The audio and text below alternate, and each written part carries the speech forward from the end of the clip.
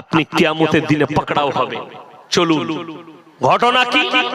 একজন বাদশা, ইমানদার বাদশা, তিনার বয়স হয়েছে 80 বছর। কত বললাম? 80। বাদশা তিনটে বেটা। কটা বেটা বললাম? তিনটে। বাদশার বয়স হয়েছে। বাদশা মনে মনে ভাবলেন, আমি যেমন ইমানদার, আমার এই গদিটা মরে যাওয়ার পরে কোন যদি বেঈমান বাদশা বসে যায়, আমার প্রজারা কষ্ট পাবে। তাই আমি বেঁচে থাকতে থাকতে একজন ইমানদার বাদশা নিযুক্ত করে যাব। এরপরে বাদশা এলান করলেন, হে আমার রাজ্যের যত 25 থেকে 30 এর মধ্যে যত যুবক আছো, সবাই আমার রাজ দরবারে হাজিরি দাও।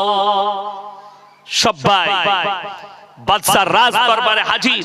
বাদশা তিনটে বেটা মনে মনে করছে, এই দেশের মানুষের সামনে মনে হয় আমার আব্বা আমাদিকে রাজা ঘোষণা করবে, বাদশাহী দেবে। বড় ভাবছে আমি পাবো, মেজো ভাবছে আমি, ছোট ভাবছে আমাকে বেশি ভালোবাসে, আমাকেই দেবে। এরপর যখন সবাই জড়ো হয়ে গেল, বাদশা তার তিনটে সন্তানকে বললে, তোমরাও লাইনে দাঁড়িয়ে যাও। তারাও লাইনে দাঁড়ালেন। এরপরে বাদশা এলান করলেন, হে আমার রাজ্যের যুবকেরা শোনো, তোমাদের কাছে আমি 1 বছর যাবত একটা পরীক্ষা নেব, একটা করে ফলের বীজ দেব। যার গাছটা 1 বছর পরে সব থেকে সুন্দর হবে, আমি তাকে আমার রাজত্ব দান করব। এরপরে তার প্রজাকে বলে, ফলের বীজটা নিয়ে এসো, ঢেলে দাও বস্তাটা। সবাই একটা করে বীজ কুড়িয়ে নিল। লাস্টে একটা যুবক, ইমানদার ছেলে, তার নাম মাহমুদ, নামাজি, বুড়ি মায়ের সঙ্গে ঝুপড়ি বাড়িতে বাস করে, কিতদার, লোকের খেজুরের বাগানে কাজ করে। সে লাস্টের বীজটা একটাই পড়েছিল, সেটা কুড়িয়ে নিয়ে গেল। মাকে বললে, মা, বাদশা এলান করেছে যার গাছটা 1 বছর পরে সুন্দর হবে, বাদশা তাকে রাজত্ব দেবেন। একবার বলো তো গাছটা কিভাবে রোপণ করব? বলে, বিসমিল্লাহ বলে লাগাও। একটা টবের মধ্যে গাছ লাগালেন, বিসমিল্লাহ বলে বীজ রোপণ করলেন। সকাল আর সন্ধ্যা পানি দেয়, আল্লাহর কাছে দোয়া করে, আল্লাহ তুমি আমাকে রাজত্ব দাও। নামাজি ছেলে দোয়া করছে আল্লাহর কাছে, আল্লাহ রাজত্ব দাও, তুমি আমার গাছটা সুন্দর করো। এরপরে 3টে মাস কেটে গেল। গোটা রাজ্যের যত যুবক আছে সব বাড়ির টবেতে গাছ বেরিয়েছে, কিন্তু মাহমুদের টবেতে কোনো গাছ বের হয়নি। মাহমুদ আল্লাহর কাছে কাঁদলেন, আল্লাহ আমি হকের ওপরে আছি, আমি একজন ইমানদার ছেলে, আমার টবে কেন গাছ বের হয়নি? আল্লাহর কাছে রোজ কাঁদছেন। 6টা মাস কেটে গেল, এমনকি 9, এমনকি 12টা মাস কেটে গেল, কিন্তু মাহমুদের টবেতে গাছ বের হয়নি। এরপরে বাদশা এলান করলেন, হে আমার রাজ্যের যুবকেরা শোনো, তোমরা অমুক তারিখে সবাই নিজের নিজের গাছ নিয়ে আমার রাজ দরবারে হাজিরি দাও। সমস্ত যুবক সকালবেলায় ফজরের পরে গোসল করে নতুন নতুন জামা লাগিয়ে টব নিয়ে যাচ্ছে গাছ নিয়ে। মাহমুদ ফজরের নামাজ পড়ে এসে বাড়িতে মন মারা হয়ে বসে আছে। মা জিজ্ঞেস করছে, বাবা তোমার মন এত খারাপ? মা, বাদশা আজকে বলেছে গাছগুলো নিয়ে যেতে, আমার টবে কিছুই নাই, কি নিয়ে যাও? মা বললে, বাবা মাহমুদ, তুমি হকের উপরে টিকে আছো, তুমি এই খালি টবটা নিয়ে যাও। মা, পাগল বলবে লোকে। বলে, আমি মা বলছি, মায়ের হুকুম পালন করো, তুমি নিয়ে যাও। মাহমুদ মাকে মহব্বত করতেন, মায়ের হুকুম পালন করে সেই টব নিয়ে গিয়ে একবারই পেছনে দাঁড়িয়েছে। সব যুবকরা দেখলে সবারই টবে গাছ সুন্দর সুন্দর, এটা খালি টব। সব ছেলেরা হাসছে, পাগল বলছে, তাই এই পাগলটা কোথাকার? টবে গাছ নেই। বাদশা স্টেজে চলে এলো, সিংহাসনে বসলেন, সমস্ত গাছগুলো পরিদর্শন করলেন। এরপরে এলান করলেন, হে আমার রাজ্যের যুবকদের মধ্যে একদম পেছনে দেখছি যার টবেতে কোনো গাছ নেই, তোমার নাম কি? বললে, হুজুর আমার নাম মাহমুদ। তুমি তোমার ওই টবটা নিয়ে আমার সিংহাসনের কাছে এসো। মাহমুদ ভয় খেয়েছে, বাদশা মারবেনি। খালি টব নিয়ে আস্তে আস্তে এসে নামালো। আর বাদশাকে বললে, আল্লাহর কসম, আমি মাহমুদ, আমি 5 ওয়াক্তের নামাজি, ইমানদার ছেলে বাদশা, আমি বীজ লাগিয়েছি, কেন আমার গাছ হয়নি তা আমি নিজেই জানি না। এবং বিসমিল্লাহ বলে লাগিয়েছি, আল্লাহর উপরে বিশ্বাস আছে আমার। মাহমুদের এই কথা শুনে বাদশা একটু মুচকি হাসলেন আর বললেন, মাহমুদ ভয় খাচ্ছ? ভয়ের কিছু নাই, উঠে এসো। স্টেজে ডাকলেন, বাদশা সিংহাসন ছেড়ে দাঁড়িয়ে গেলেন আর বললেন, মাহমুদ বসো তুমি আমার সিংহাসনে। মাহমুদ মনে মনে ভাবছে, আল্লাহ এই ছেলেগুলো তো আমাকে পাগল বলছে, বাদশাও আমার সাথে মজাক করছে কেন? বাদশা তো এলান করেছে যার গাছটা সুন্দর হবে তাকে রাজত্ব দেবে, বাদশা আমাকে কেন বসাচ্ছে সিংহাসনে? তাহলে বাদশাও মজাক করছে। এরপরে বাদশা বললে, হ্যাঁ আমার রাজ্যের যুবকেরা শোনো, আজকে আমি তোমাদের সামনে একজন ইমানদার বাদশা নিযুক্ত করছি, যার নাম হচ্ছে মাহমুদ। সমস্ত যুবক বলে উঠল, বাদশা আপনি বলেছিলেন যার গাছটা সব থেকে সুন্দর হবে তাকে আপনি রাজত্ব দেবেন। বাদশা বললেন, অবশ্যই বলেছিলাম, কিন্তু যে বিষটাই আমি তোমাদিকে দিয়েছিলাম গরম পানিতে সিদ্ধ করে দিয়েছিলাম, তোমাদের কেমন করে গাছ বের হলো? তোমরা সবাই 2 নম্বরই করে বাজার থেকে অন্য বীজ কিনে এনে রোপণ করেছো, একমাত্র মাহমুদ সেই হক পথে আছে। আমার ওই বীজটা রোপণ করার কারণে তার টবেতে কোনো গাছ বের হয়নি, তাই আজকে আমার এই সিংহাসনের উত্তর অধিকারী একমাত্র এই ইমানদার মাহমুদ। জোরে বলুন সুবহানাল্লাহ। হকের উপরে টিকে থাকার কারণে আল্লাহ রাজত্ব দান করলেন। এটা একটা আরবি কিতাবের গল্প শোনালাম, যেটা আপনি বিশ্বাস করতেও পারেন নাও করতে পারেন, কিন্তু এরপরে কোরআনে চলুন। আমার আল্লাহ রাব্বুল আলামিন নবীজিকে বললেন, হে আমার নবী, মক্কা নগরীতে এলান করো, ওয়ামা ইউকরিদুল্লাহ কারদান হাসানা, আল্লাহর রাস্তায় কে কি দান করবে বলো? বেঈমান কাফের মুশরিকরা মক্কার, তারা বলতে লাগলো, শুনেছো শুনেছো মুসলমানদের আল্লাহ ফকির হয়েছে। জোরে বলুন নাউজুবিল্লাহ। মুশরিকরা বেঈমান কাফেররা তারা বলছে, এই দেখো আল্লাহ দান চেয়েছে। আমরা মাদ্রাসা মসজিদের লেগে দান চাই না? চাই না? চাই। বেঈমান কাফেররা বললে, আল্লাহ যখন করদে হাসানা চেয়েছে, আল্লাহর রাস্তায় দান করার কথা বলেছে, এদের আল্লাহ ফকির হয়ে গেছে। হযরত আবু বকর সিদ্দিক রাদিয়াল্লাহু তাআলা আনহু মক্কার এক গলি দিয়ে পেরিয়ে যাচ্ছেন, 2 জন বেঈমান মুশরিক বসে আছে, তারা মজাক করে বলছে, শুনেছিস মুসলমানদের আল্লাহ ফকির হয়ে গেছে। এই কথা যদি চায়ের দোকানে আপনি বসে থাকেন আর কেউ আল্লাহকে গালি দেয়, সেই মুসলমান বরদাস্ত করবে?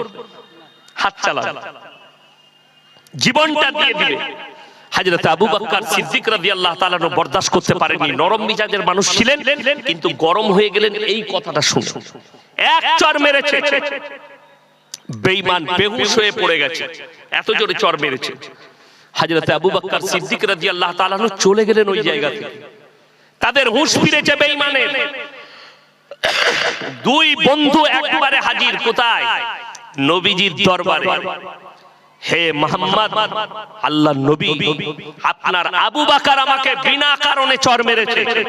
আল্লাহর হাবিব সাল্লাল্লাহু আলাইহি সাল্লাম বললেন, হে বেঈমান, আমার আবু বকর কখনো বিনা কারণে চর মারবে না। উক্তকালে আবু বকর হাজির।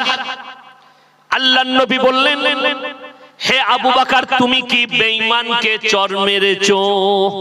আল্লাহর নবীকে বললেন, ইয়া রাসূলুল্লাহ, ইয়া হাবিবাল্লাহ, আল্লাহর শানে এমন কথা বলেছে তাই আমি বরদাশত করতে পারিনি। আল্লাহর শানে এমন ভাষা বলেছে, আমার আর বরদাশত হয়নি, আমি বেঈমানকে এক চর মেরেছি। নবীজি সাল্লাল্লাহু আলাইহি সাল্লাম বিচারে বসলেন। আল্লাহর হাবিব রাহমাতুল লিল আলামিন বিচার করতে বসেছেন নিজের কলিজার টুকরা। বেঈমান মুশরিক বললে, मैं अपने माबूदों की कसम खा के कहता हूं मैंने ऐसे नहीं। আমি আমার মাবুদের কসম করে বলছি আমি এরকম বলিনি। আমার সাক্ষী আছে। আপনার আবু বকরের সাক্ষী কোথায়? হযরত আবু বকর একা না 2 জন? একা। আর বেঈমান মুশরিকরা 2 জন। আল্লাহর নবীকে বলে, আমার সাক্ষী আছে, আপনার আবু বকরের সাক্ষী কই জিজ্ঞেস করুন। নবীজি বিচার করছেন, শুনেলেন পৃথিবীর শ্রেষ্ঠ ব্যক্তি রাহমাতুল লিল আলামিন তিনি বিচার করতে বসেছেন আর বিচার করছেন কলিজার টুকরা। আমাদিকে তো 500 টাকার লোড গুঁজে দিলে আমাদের বিচার পাল্টে যায়। ঠিক বলেছি না? 1 কাপ যদি ভালো করে ডিম সিদ্ধ হাফ বয়েল আর গাঢ় দুধের চা খান, বিচার পাল্টে গেল। কিন্তু আল্লাহর হাবিব সাল্লাল্লাহু আলাইহি সাল্লাম এতটা ন্যায় পরায়ণ, কি বললেন?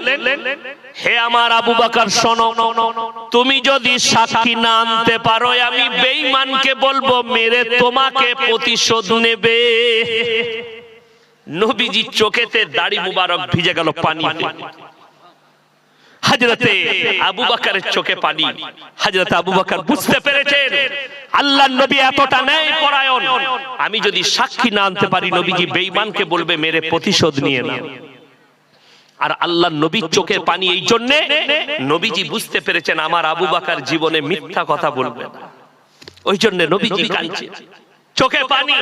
আর দুজন মুশরিক দাঁড়িয়ে হাসছে, তারা মনে মনে ভাবছে আমরা সুযোগ পাবো আবু বকরকে মারা, সুযোগ আসবে নবীজির সামনে চর মারবো। কিন্তু আল্লাহর কসম হযরতে আবু বকর হকের উপরে আছেন না হকের উপরে? বাবা হকের উপরে। শুনেলেন এরপর আল্লাহ রাব্বুল আলামিন জিবরিল আমিনকে পাঠালেন। কোরআনে আছে আল্লাহ বললেন ইন্নাল্লাহা ফাকিরু ওয়া নাহনু আগনিয়া সানাকতুবু মা ক্বালু। হে আমার নবী, আবু বকরের সাক্ষী আমি আল্লাহ নিজে দিচ্ছি, বেঈমান মুশরিক বলেছে আল্লাহ ফকির। সুবহানাল্লাহ। খালি হকের উপরে টিকার কারণে কোরআনে আছে হযরতে আবু বকর সিদ্দিক রাদিয়াল্লাহু তাআলা আনহুর সাক্ষী আল্লাহ নিজে দিলেন।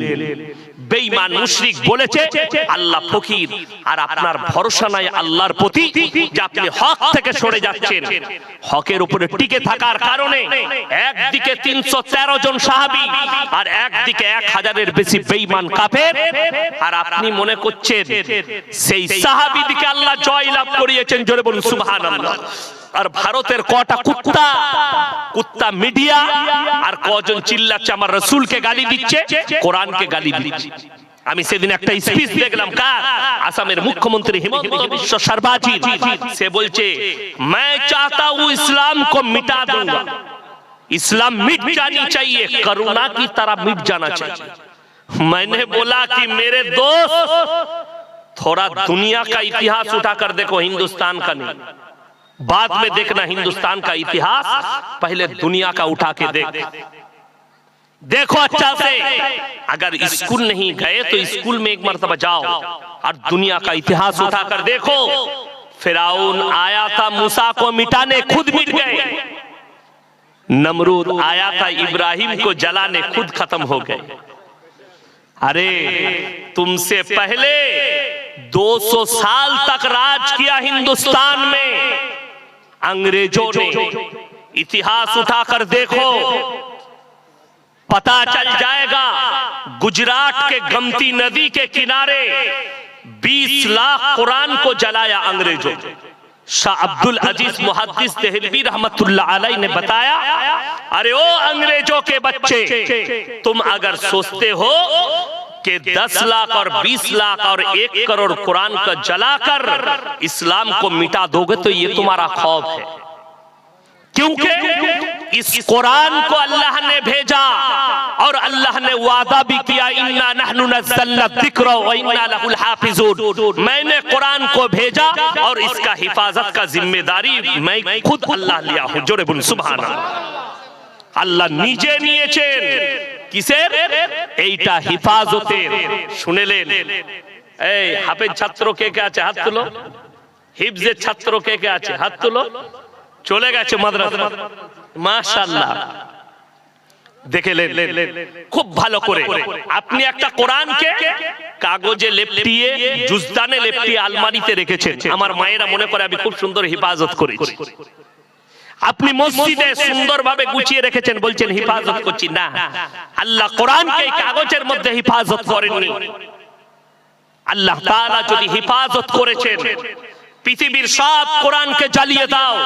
अरे ओ हिमंत विश्व शर्मा जी, हिंदुस्तान के जितने कुरान हैं ले जाओ लाइब्रेरी से, सब चला दो इंशाल्लाह। लेकिन याद रखना, एक हाफिज कुरान अगर जिंदा है तो ऐसे 100 करोड़ किताब कुरान फिर से आ जाएगी इंशाल्लाह।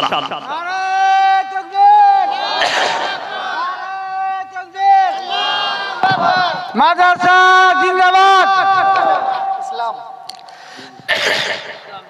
इस्लाम जिंदाबाद, नारे तकबीर। यार उतना नारे मत लगाओ, जहां लगाना है तब लगाएंगे इंशाल्लाह। जब हमको बुलाया जाएगा इंशाल्लाह हम रेडी हैं, कोई बात नहीं। ये लोग सोच रहा है कि एक मस्जिद तोड़ दिया तो हर मस्जिद के नीचे एक एक मंदिर निकलेगी। मेरे दोस्त, मेरे को सिर्फ 3 दिन के लिए प्राइम मिनिस्टर बना दो, मैं हर मंत्री के घर के नीचे एक मस्जिद निकाल के दिखा दूंगा, क्योंकि कानून हमारे होगी, सब कुछ हमारे पास, तो हम जज हम भी है, हम जो बोलेंगे वही सच है। बस यही चल रहा है। तुम सोचते हो कि अगर हिंदुस्तान के सारे मस्जिदों को मिटा देंगे और इस्लाम मिट जाएगी, तो याद रखना सारे के सारे मस्जिद तोड़ दो इंशाल्लाह, फिर भी तुम हमारे दिल और दिमाग से अल्लाह और अल्लाह के रसूल के मोहब्बत को नहीं मिटा सकते। ये अल्लाह की तरफ से है, नहीं हम अल्लाह को देखे हैं, नहीं हम रसूल को देखे। समझ लो बगैर देखे इतना मोहब्बत है, हमारा जान रसूल पे कुर्बान है। तो जो सहाबी लोग देखे थे रसूल को, उसके जान कितना प्यारा था रसूल के लिए। ওই জন্য আল্লাহ নবী যখন দুনিয়া ছেড়েছিলেন, হযরতে উমরে ফারুক রাদিয়াল্লাহু তাআলা নু বলেছিলেন, কেউ যদি বলে নবীজি দুনিয়া ছেড়েছে আমি তাকে টুকরো টুকরো করে দেব। হযরতে আবু বকর বুকে জড়িয়ে বললে কোরআনকে মিথ্যা বলা হবে। সাহাবীরা বাচ্চা ছেলের মতো কেঁদেছে। আর 2-4টা পাখন্ডী বাবা আর পাখন্ডী লোক, এরা ইসলামকে গালি দিচ্ছে, কোরআনকে গালি দিচ্ছে, আর বলছে কোরআন মিটে যাবে, মাদ্রাসা মিটে যাবে। আমি বলে যাচ্ছি আপনাদেরকে, শুনে রেখে দেন, ঈমানকে মজবুতি করুন। গোটা পৃথিবীর শক্তি যদি একদিকে দাঁড়িয়ে যায়, গোটা পৃথিবীর পরমাণু শক্তি যদি একদিকে দাঁড়ায়, আমেরিকা রাশিয়া যাদের কাছে পরমাণু আছে তারা যদি একদিকে দাঁড়িয়ে যায়, আল্লাহর কসম করে বলছে, আমার আল্লাহ কোরআনে ওয়াদা করেছেন, ফালান তাজিদ লিসুন্নাতিল্লাহি তাবদীলা, কিয়ামত পর্যন্ত আমার বিধানে একটা জের জবরকে মিটাবার ক্ষমতা পৃথিবীর কোনো শক্তির নেই। আরে আপনি কি বলছেন? 1400 বছর নবীজি একা মেহনত শুরু করেছে। আপনারা কি ভাবছেন আজকে বেঈমান কাফেররা ইসলামকে গালি দিচ্ছে? আজকে দুশমন, যেদিন থেকে নবীজি মক্কায় মেহনত শুরু করেছেন সেই দিন থেকে ইসলামের পেছনে দুশমন লেগে আছে, ইসলামকে মিটাতে পারেনি। কোরআন শুনেলেন, আর পরে আল্লাহর হাবিব সাল্লাল্লাহু আলাইহি সাল্লাম কি পড়ছেন? কাবা ঘরের ভেতরে কোরআন পড়ছেন। কোথায় বললাম? কোথায়? কাবা ঘরের ভেতরে নবীজি কোরআন পাঠ করছেন, আর বেঈমানরা বাইরে তাবলীগ করছে। কিসের তাবলীগ? আল্লাহ কোরআন পাঠালেন নবীজির কাছে। ওয়াকালাল্লাযীনা কাফারু লা তাসমাউ লিহাযাল কুরআন ওয়ালগাউ ফীহি লাআল্লাকুম তাগলিবুন। হে আমার নবী, বেঈমান কাফেররা কাবা ঘরের বাইরে তাবলীগ করছে, নবী যে কোরআন আবৃত্তি করে সে কোরআন তোমরা শ্রবণ করো না, হাততালি মারবে আর কানেতে আঙ্গুল দেবে। আল্লাহর কসম, তারপরেও পৃথিবীর বেঈমান কাফেররা রুখতে পারেনি। আজকে গোটা পৃথিবীতে ইসলাম প্রতিষ্ঠিত হয়েছে, 250 কোটি মুসলমান। জোরে বলুন সুবহানাল্লাহ। রাসূলের হাদিস সত্য না মিথ্যা? সত্য। আল্লাহর হাবিব সাল্লাল্লাহু আলাইহি সাল্লাম বলেছেন, পৃথিবীতে কিয়ামতের পূর্বে ইসলাম প্রতিষ্ঠিত হয়ে যাবে গোটা পৃথিবী জুড়ে। জোরে বলুন সুবহানাল্লাহ। আর তুমি বলছো ইসলামকে মিটিয়ে দেব। ইংরেজরা শত চেষ্টা করেছে, বেঈমান কাফেররা শত চেষ্টা করছে। আপনাদের ঈমানি জজবাত কাজকে আমি বাড়িয়ে দিয়ে যাচ্ছি। আমাদের দেশে একটা বাবা বেরিয়েছে, আমাদের মতনই, আমার বয়সী হবে, তার নাম হচ্ছে ধীরেন্দ্র শাস্ত্রী, বাগেশ্বর ধাম বাবা। ये बोलছে मुसलमान के दुकान से कोई हिंदू भाई कोई सामान मत खरीदो। ये पखंडी बाबा, अगर हिम्मत है तो मेरे साथ एक मर्तबा बैठ के देखो। मैंने 1000 से भी ज्यादा इनवाइट किया हूं। जितने भी पले हुए कुत्ते मीडिया वाले हो, हिम्मत है तो ऐसे बाप के बेटे मौलवी से एक मर्तबा बैठ के दिखाओ। बिके हुए मौलवी से क्या बैठते हो? जो लोग अपने ईमान को 5-5 हजार रुपया में बिक देते, लेकिन हम वो नहीं है। एक मर्तबा बैठ के देखो हमारे साथ, हम पता लगा देंगे। इसी बाबा ने एक इंटरव्यू में कहा, इंटरव्यू में एक मीडिया वाले को, बाबा आपका जो परिवार था, आपका बहन का शादी किस वक्त हुआ? बोले जब मेरा पास पैसा नहीं था, मैंने अपने पड़ोसी से बहुत सारे लोगों से मांगा, हमारे किसी हिंदू भाई ने हमको पैसा नहीं दिया, बल्कि मेरा एक मित्र था, दोस्त था मुसलमान, जिन्होंने 20,000 रुपया दिया और मैंने उसी पैसा से अपने बहन का शादी करा। अब ये कितना बड़ा पखंडी है सोच लो। और अपना बहन का शादी मुसलमान के पैसा से कराया। अभी लोग हिंदू भाई लोगों को ये भड़का रहा है कि मुसलमान के दुकान से कोई सामान मत खरीदे। ये बहुत बड़ा पखंडी बाबा है। दूसरी बात, इस बाबा का जुबान बंद हो गया था मीडिया के सामने। कब? चैनल का नाम है आज तक। सुनो সবাই একবার জোরে সোরে বলুন তো সুবহানাল্লাহ। এই জন্য বলছি আজ তক তার যে অ্যাঙ্কার, তার নাম হচ্ছে সুধীর চৌধুরী, সে ডেকেছে, বাবা आपको एक आंकड़ा बताएंगे। कौन से आंकड़ा? हिंदुस्तान का 2015 से 2020 तक ক বছর হলো? 15, 16, 17, 18, 19, 20 ক বছর? 5 বছর। इस 5 साल के अंदर दूसरी धर्म से 13 लाख लोगों ने इस्लाम को अपनाया। जोड़े बोलूं सुभान अल्लाह। এটা আমি বলিনি, একটা মিডিয়া বলছে, আজ तक चले। और बाबा के बोलছে दूसरी धर्म से सिर्फ